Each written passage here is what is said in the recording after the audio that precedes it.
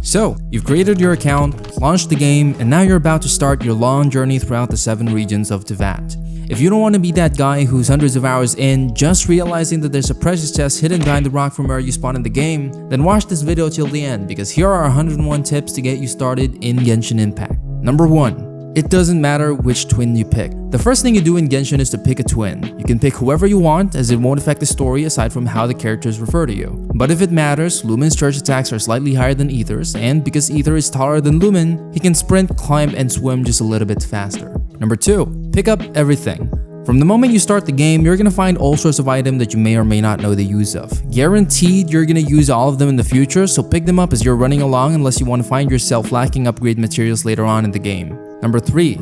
Try to follow the story even if it doesn't hook you in at first. If you're the type of person to always skip the story and just focus on blasting your way through the countryside, I would recommend considering to make an exception for this one. Story is one of Genshin's most beloved features, and by skipping every single dialogue, not only do you miss the chance to gain any attachment to the characters in the world most people play these types of games for, but you also make every single moment of dialogue in the game a painful experience for yourself. There's no skip all button, and the dialogue doesn't get any shorter. Try to enjoy the story, get to the end of the Liyue storyline at the very least, and if you still don't like it, then fair enough. Number 4. Save your first few fates for a free Noel. When the game first opens up the option to pull for the gacha, a beginner's banner will be available. In this banner, there's a 20% discount on the pulls and you get a guaranteed Noel 4-star, a claimer user, and a solid shielder for your early game team. Number 5. Don't level up all of your characters at the same time. You're gonna get a lot of characters, and these characters take up massive amounts of resources to build. I recommend prioritizing 1 or 2 characters first to carry you through the majority of the early game content. Once you've expanded your team and know who you like, then you can slowly build your team, but until then, daddy chill.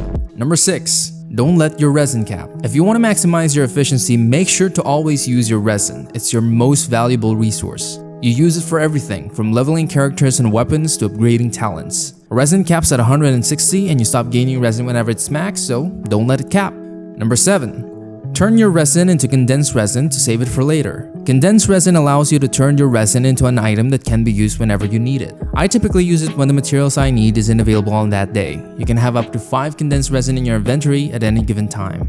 Number 8. Acquire your condensed resin recipe. You can acquire the crafting recipe once you've gotten your Liyue reputation to level 3. Number 9. Level up your reputations. City reputations are easy to overlook, but if you level them up, you can gain valuable crafting recipes for literal game-changing items like the Treasure and Oculi Compass, plus food recipes and glider skins. Number 10. Get your NRE. NRE is a gadget that allows you to store food items and use them in the middle of combat. You can get the recipe for this one once you reach level 5 reputation in Mondstadt. Number 11. Click on the quest marker for faster scrolling. Genshin's map is massive. Whenever you get quests that are on the edge of your screen, you can just click on them and it'll take you directly to where that marker is. Number 12. Using Elemental Sight can tell you the general direction of a Seelie. It's not always pinpoint exact, but it does send you towards the general direction.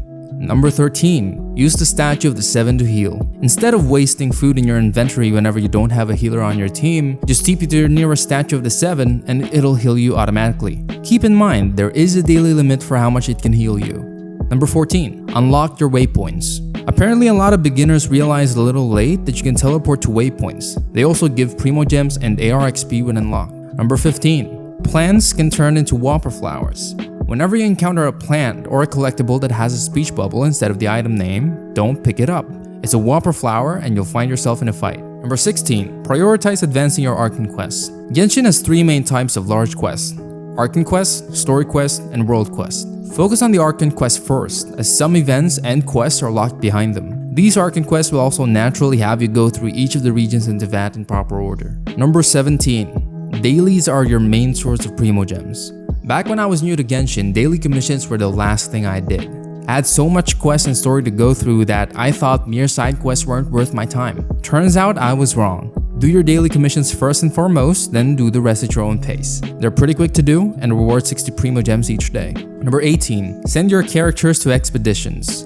While doing your commissions for Catherine, you might as well send your characters to do their daily expedition as well. This is a time-gated mechanic that will reward you resources depending on how long the characters are gone. You'll still be able to use them in your team while they're in an expedition, so send the ones with bonuses to do it. Number 19. Commission storylines. Some commissions have storylines for NPCs that you meet around the world.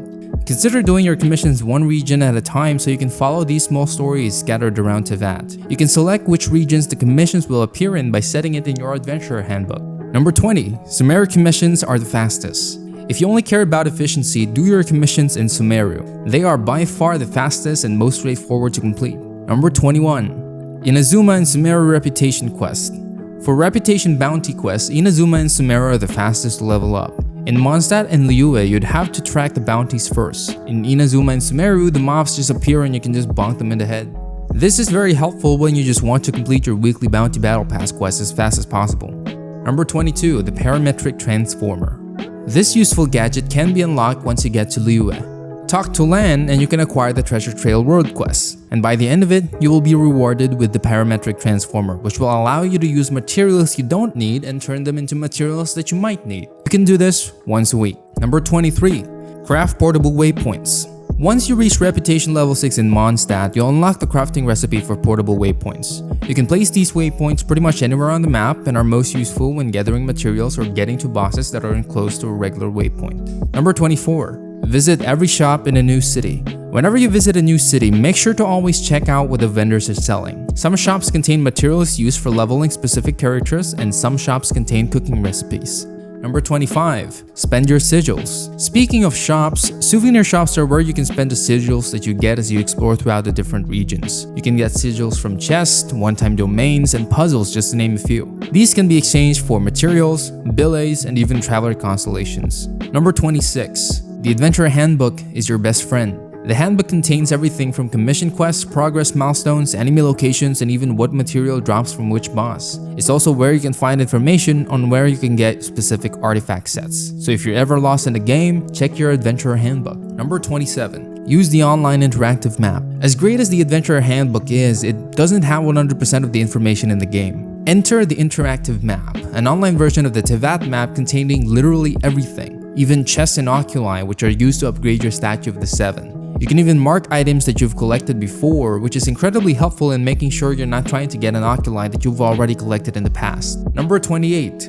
Do your battle pass. Even if you're free to play, it is highly recommended to complete your battle pass weekly. Not only do you get leveling materials, enhancing materials, and more, but this is actually the most consistent place to acquire fragile resin, which gives you 60 resin upon use. Number 29. You don't have to do every battle pass mission. The battle pass has a weekly cap of 10,000 XP, so once you've reached 10k, any daily or weekly BP missions that you do won't add anything to your battle pass level. Number 30. Monthly battle pass missions aren't counted towards the weekly cap. This is the only exception to the previous tip. Event missions, Spiral Abyss missions, and everything in the monthly missions doesn't count towards the 10k. So if you're already at 10k and you're scared of claiming because you might lose thousands of BP XP, no worries, they will still add to your total battle pass level. Number 31. Do the Leyline BP mission. There's a weekly mission in the battle pass that asks you to complete 20 ley lines in order to finish the task. With resin being a limited resource, in some weeks you're probably not going to want to spend them on ley lines but still need to complete the BP. You can do the ley lines but not claim it and it'll still count towards the mission. The same goes for domains and weekly boss missions. Number 32. Fight the weekly bosses. Speaking of weekly bosses, always make sure to fight these guys, not only for the battle pass but because they drop leveling materials, talent level up materials, and conversion materials. Just make sure that you're fighting the boss that actually drops the materials you need for the character that you're building. Number 33. The easiest way to complete the spend 500k more BP mission. This mission is the easiest to do if you're in the process of building characters. You're naturally going to spend over 500k just upgrading stuff. But when you get to a point where you just want to get this over with, the fastest way to complete this mission is to head to a shop in Rito that sells dandelion seeds for 60k each. You can buy 5 of these every time the shop refreshes. Number 34. Be careful of co-op domains. Co-op domains are great. You can get other people to help you if you're struggling to get high-level materials. However, if you're already self-sufficient in clearing these yourself, it's going to be a lot faster to just do it solo because in co-op, these monsters actually gain increased health. So if you don't have a good co-op team or just doing it with randoms, it's probably faster to clear it solo. Number 35. Use food buffs. Don't neglect buffs, especially if you're struggling in the early game. They can increase your character's damage massively, and you can stack them with potions that buff your elemental damage as well. Number 36. Easy way to break elemental shields. Quick combat tip for domains with Abyss Mages: if you don't have a character built for a specific elemental type, that's completely fine. For example, if you're fighting against Hydro Abyss mages, you can take even a level 1 pyro character and they'll damage the shields just as fast as a build character. Damage and level doesn't really matter when breaking shields, just the elemental reaction. Number 37. Don't delay ascending your world level. I get that it can be scary because the enemies are going to get stronger, but don't delay it. By ascending your world level, the materials that you get in your world are going to be higher level, allowing you to build your characters a lot faster. Number 38. Get your free 380k Mora. There's 2 chests in the game that will give you a massive amount of Mora for absolutely no effort at all. One at the back of the Northland Bank in Liyue, which will give you 200k, and the other inside Comrade Tea House in Inazuma, which drops 180k. Number 39. Don't worry about artifact farming until AR45. The reason for this is because once you reach AR45 and ascend your world level, you'll get access to domains with a guaranteed 5-star artifact drop every run. It's better to use your rest in pre-45 for farming other materials like level up materials and Mora because you're never gonna have enough of these. Number 40. Don't max every 5-star artifact. This is more for when you get artifacts that actually have the substats that you want. Don't immediately max level them to 20 because even if they have the substats that you need, like crit and crit damage in the same artifact, they might upgrade into a substat that you don't need like defense or health. Instead, level them slowly and see if the artifact upgrades actually roll into the stat that you want before committing to the max upgrade. Number 41. Save weapons and artifacts 4 stars and up. Anything below, you'll replace easily enough. There are some exceptions to this, like the Dark Iron Sword, which you can only get once in the game. There's also weapons like the Thrilling Tales of Dragon Slayers, which is considered best in slot for some characters even if it's a 3-star. If you have fear of missing out, refine 5 to 3-star weapons that you get. Lock them and then once done you can fully use the rest as fodder. Number 42. All materials are farmable every Sunday. This includes both talent level up materials and weapon upgrade materials from domains. Number 43. Leveling your characters from 80 to 90 isn't required for every single one of your characters. You can leave them at 70 or 80 and then spend the rest of your resources elsewhere, especially if they are support characters. They will still be able to do their jobs really well even if you take them to the Spiral Abyss. It's more important to level everything else. Number 44. If your character feels like they lack damage, check their talent levels. There's been cases for beginner players where they level up their characters, upgrade their weapons, and give them godly artifacts while keeping their character's talent levels to 6, or even worse, not upgrade them at all. Make sure to upgrade your talent levels, these can make or break a character for you. Number 45. Most supports don't need their basic attacks leveled up. Support units like Kujo-Sara pretty much only exist to use their elemental skill and burst debuff. The only reason to level their basic attacks is if you want to build them up as a DPS, or if you're like me who don't really mind wasting resources. Number 46. Some of the best characters in the game are 4-star characters. For support buff characters, Bennett is still one of the best despite my personal hate for him. Xianglang is one of the best pyro off DPS, and Xingqiu is so versatile he can fit into pretty much any team.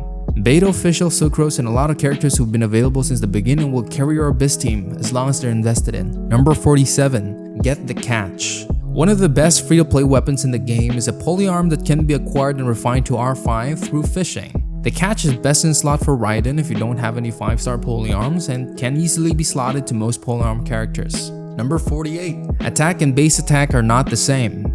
I made this mistake when trying to build my Kujo-Sara. Sara's buff scales with her base attack, which can be found here. I made the mistake of putting artifacts that increase her attack stat but doesn't actually increase her base attack. On the contrary, a character like Shenhe scales off of attack, which means that her buff will get stronger if you use artifacts that increase her attack stat.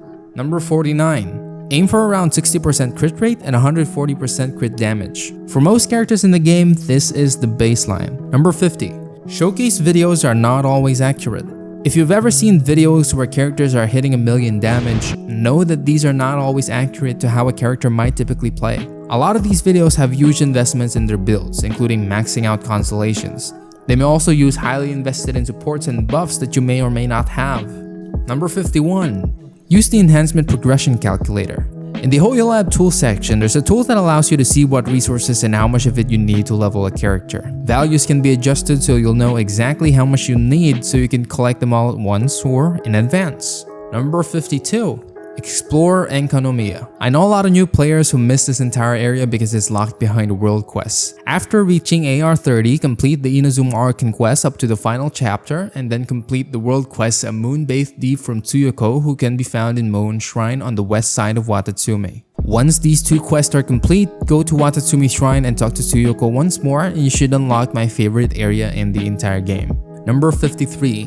Hoyoverse Daily Check-in. This can be accessed through HoYoLab. They give very small amounts of Primogems, but they do stack up, making sure that you don't find yourself in a situation where you just need a few more extra pulls to get that character you want before their banner ends. Number 54. Limited time events are a great source of Primos. These events, no matter how big or small, rewards generous amounts of Primos. Even if some of the events don't catch your interest, you can still speedrun them for the Primogems. That being said, a lot of the events are locked behind AR levels, so make sure you get your AR level up as soon as you can. Number 55. Web events. Web events are typically run alongside the usual events in Genshin. They can be accessed through the pause menu and are always quick and easy to do. Make sure to not miss these whenever they're available. Number 56. Redeem codes. Limited time codes are given out during Genshin live streams. The most recent one gave 3 codes for 100 Primogems each plus some materials in Mora. The easiest way to get these codes if you don't want to wait for it in the live stream is actually the Genshin subreddit, where there will always be a mega thread with the code and redeem link front and center. Number 57. Achievement hunting. If you're the type of person who doesn't really pay attention to achievements, I would suggest to at least make sure that you claim the ones that you complete as you progress. They give small amounts of Primogems, but because there's so many achievements in the game, they become one of the biggest sources of Primogems, especially on a fresh account. Now that you've got your Primogems ready, it's time to pull for the gacha. Number 58. Learn the pity system for the character banner. If it's your first time pulling for the characters, the pity system is pretty simple. The chance for getting a 5-star drop in the character banner is the same from your first pull to your 74th pull. 75 pulls in is when soft pity starts, which means that the chance to pull a 5-star character greatly increases the closer you get to 90 pulls. 90 pulls is what we call hard pity, which is a guaranteed 5-star drop, and whenever you do pull a 5-star, your pity resets to 0. When pulling for the character in the featured banner, on your first 5-star drop, there's a 50% chance that you get the character featured, else you get one of the standard banner characters. If you lose in the 50-50, the next 5-star drop is guaranteed to be the bannered character. Number 59. You can count your pity in the wish history window. Currently, this is the only way to track your pity counter. It updates 1 hour after your last pull. Number 60. Learn the pity system for the weapon banner. The weapon banner has a few key differences from the character banners. For one, the hard pity is 80 pulls and soft pity starts at 65 pulls. There's a 75% chance that you get one of the 2 featured weapons, and there's a system called the epitomized path. How it works is whenever you get a 5-star weapon and it's not the weapon that you chose to chart the course of, you get 1 fate point. At 2 fate points, your next pull is guaranteed to be the 5-star weapon you want. And this leads us to tip number 61. If you're free to play, the weapon banner will rarely be worth it, simply because you can end up in a scenario where you spend something like 25,000 Primogems and still not get the weapon you want. Also, fate points doesn't carry over to the next weapon banner. If that's not a risk that you're willing to take, do not pull on the weapon banner. Number 62. Do not build pity. What this means is spending some of your pulls in a banner where the 5-star character is not the one that you want to get, but you pull anyway because either you want the 4 stars or you just get the itch to pull, stopping right before hitting soft pity. Stop it. A very common scenario is people build pity, accidentally get the banner character that they didn't want, resets their pity counter, and then not have enough Primogems for the 5-star character that they actually wanted. This actually happened to me when I was saving up for Zhongli on his first banner. It was the final day of Child's banner. I was at 0 pity and I thought I wouldn't mind a Beidou constellation as I was maining at the time and she was on that banner. I pulled 110 pull, Child drop, and I lost my 50-50 guarantee. Next banner, I spent around 75 pulls for Zhongli and Kaching came home instead. Stop building pity. Number 63. Never pull on the standard banner. I would only recommend that you pull on the standard banner whenever you get free acquaint fates. The chance of getting the character that you want in the standard banner is incredibly low and is not likely to happen even if you spend hundreds or even thousands of fates. I have been playing Genshin since day 1 and I still don't have a D-look. I spent most of my early day Primogems on the standard banner as well, but Kaching just keeps coming. Number 64. Save your star glitters. For a lot of early game players, it might be wiser to save the star glitter that you get from pulling, as the 4-star character that you want may actually appear in the shop. It's a guaranteed way to get the exact character that you want or even an exact weapon that you need. If you already have all the 4 stars, feel free to spend these on intertwined fates for more wishes. Number 65. Save your Stardust. If you want to maximize the amount of pulls that you can do, only buy the fates using your Stardust. The rest of the items that you can buy with it can easily be farmed for free as you play. Number 66. Level all your units to 20. You will be rewarded with 1 free Acquaint Fate per character if you do so, allowing you to pull for free on the standard banner. Number 67. Meta is for Abyss only. This basically means that you should be pulling for the characters that you want, not who is meta. Every character in the game is capable of completing the Abyss. Even a team of only 4 stars can take you all the way to the end as long as you build them right. Even then, if you want to pull for meta, consider the fact that you don't get extra rewards, there's no leaderboards, you just finish the Abyss floors a bit faster. Number 68. Complete Abyss floors 1 to 8. On the contrary, even if you don't care for meta or the Abyss, at the very least complete floors 1 to 8. These are one-time floors in the Abyss that awards massive amounts of Primogems. If you can't finish them yet, wait till you're around AR45 so you can fully gear your characters with 5-star artifacts. Number 69. Abyss floors 9 to 12 resets twice every month. If you're capable of completing the Abyss, make sure that you do the last 4 floors before they reset. They will keep on rewarding you with Primogems every cycle and is one of the most consistent sources of it. Number 70. Build supports can carry your Abyss team. A team with build supports and a mediocre DPS will outclass a team of build DPS and mediocre supports. A lot of damage that you do will come from your buffers, elemental reactions, or off-field sub-DPS. Don't neglect your supports. Number 71. Unlock your teapot as soon as you can. The Serinitea Pot, also known as Genshin's housing system, was first introduced in patch 1.5 and can be unlocked by reaching AR35 and completing the Liyue Arcane quest. You will receive a quest called a teapot to call home, and the teapot will be rewarded to you after you complete it. Number 72. Max out your teapot trust level ASAP. The teapot trust level is basically your teapot XP. The more you level it up, the more teapot features and space you unlock. You also get rewarded with Primogems each time you level it up. Number 73. Start a teapot coin miner. The fastest way to level up your teapot is to fill a room with folding screens furniture. It'll max out your coin earning potential while still leaving you enough space for design. You can remove this later on once your teapot can naturally produce enough coins for whatever you need. Number 74. Utilize the Realm Depot, or the teapot store as I like to call it. It's one of the main reasons you want to level up your teapot. Not only does it sell furniture, but it also sells resources in exchange for coins. Number 75. Get your weekly transient resin. One of the resources from the teapot store. Once a week, you can buy the transient resin, which basically acts as a limited time fragile resin. It can be used the exact same way, just make sure you use it before it expires. Number 76. Get the Sanctifying Essence. Another resource from the teapot store is the Sanctifying Essence, which gives you 10,000 artifact XP on use, and the Sanctifying Unction, which gives 2,500 XP. You can buy 5 of the Essence and 20 of the Unction weekly. You can also get XP books, ores, and more. Number 77. You can download teapot designs from other players. If you don't want to spend time decorating your teapot, but you don't want it to be a dumpster either, consider downloading another player's teapot design. As long as you have the furniture required, you can use the replica system to put other people's design into your realm. A lot of replicas can be found on YouTube or in the HoYoLab website. Number 78. Collect wood easier with the Boon of the Elder Tree. This is a gadget that you can unlock after reaching level 3 reputation in Sumeru. It allows you to instantly collect wood within a certain radius, so you can just run along, occasionally use the gadget, and you'd have no wood supply issue in no time. Number 79. Use the gardening feature. Buying a path of value from the teapot store allows you to plant in your teapot. Once grown, these plants can be collected. Use this whenever you're in the process of collecting leveling materials for characters who use plants that are hard to get. Number 80. Find the blueprint vendors. There are 4 vendors in Genshin that will sell you furniture blueprints. Goth in Mondstadt, Master Lu in Qingsi Village, the Liyue fishing vendor, and the Port Ormos fishing vendor. Number 81. Friends can hasten your build time.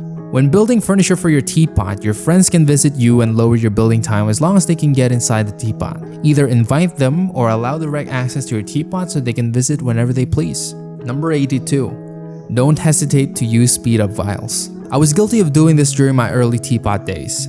These things may be limited, but they can easily be acquired once you're consistently earning trust coins. The faster you build furniture, the faster you can make back the coins. Don't be too frugal with your speed up vials. Number 83, Zhongli is the best miner in the game. If you have Zhongli, his hold E will instantly break the rocks around him. Number 84, Razor's E can be used as a substitute if you don't have Zhongli. Number 85, have Sayu in your party when collecting crystal flies. Her passive allows her to get close and not scare animals. Number 86, use these characters for easier collectible farming. Klee, Chi-Chi, Goro, and Tighnari have a unique passive that allows them to detect collectibles from their region. Klee for Mondstadt, Chi-Chi for Liyue, Goro for Inazuma, and Tighnari for Sumeru. Number 87. Use Ningguang when looking for minerals. She's basically like the characters from the previous tip, except for mining. Number 88. Barber applies the wet state to your character. This is not good if you're fighting a cryo enemy. If they apply cryo to you while you're using Barbara's E, you will end up frozen. Number 89. C1 Yellen is one of the most convenient characters in the game. This is in the context of exploration in the overworld. Her C1 doubles her dash, allowing her to have a very short downtime while covering large distances. She can also one-shot Timmy's birds. Number 90. Kazuha, Kaya, and Razor decreases your sprinting stamina consumption by 20%. Number 91. Beidou and Kokomi decreases your swimming stamina consumption by 20%. Number 92. Venti and Amber decreases your gliding stamina consumption by 20%. Number 93. You can ice bridge to Inazuma, of course as long as you have the patience for it. Number 94. Dendro Traveler is the best version of the Traveler so far. This is mainly because of how powerful and versatile the Dendro reaction is. If you're gonna be using the Traveler, you might as well use her Dendro version. Number 95. Be careful when unlocking Bennett's C6. C6 Bennett infuses the character that he's buffing with Pyro. It can be beneficial for a mono Pyro team, but it absolutely ruins his support capabilities for any characters that only needs him for his buff, like Eula, and you can never turn it off. Number 96. Amber can solo the final phase of the Electro Hypostasis boss. Number 97. Nahida can one-shot the final phase of the Hydro Hypostasis. Hold her E, then spin around during the last phase and the Hydro Hypostasis will evaporate. Number 98. You can plunge into the water to avoid the ocean's bubble damage. Number 99. Stay close to the Cryo Hypostasis during its final phase. The snowballs will drop right next to it, allowing you to hit them faster and reducing the time it takes to beat the boss. Number 100. Learn Dragon Strike. There's a move in Genshin that allows characters to dash into an enemy and do plunging attacks without the need of higher elevation. This is easier to do on tall claimer users but can be done with other characters as well. Hit an enemy, follow it quickly with a dash jump, and then hit the attack button to do a plunging attack. If you need to practice it, there's an Animal Pillar and Gilly Plains that you can use to learn the move. Number 101. You're allowed to take breaks. Genshin is one of those games that heavily rely on FOMO to keep its players. If you force yourself to play the game because you can't miss your commissions or you have to do this event and that event, even though you don't really want to do it, just take a break from the game. It's very easy to burn out in Genshin, and you'll miss even more amazing stuff if you develop a dislike for the game as a whole. I myself have taken month-long breaks from the game, and you can too. If you learned anything new today, or if you have any tips yourself that I've missed, comment it down below. Subscribe to the channel, and I'll see you guys in the next video.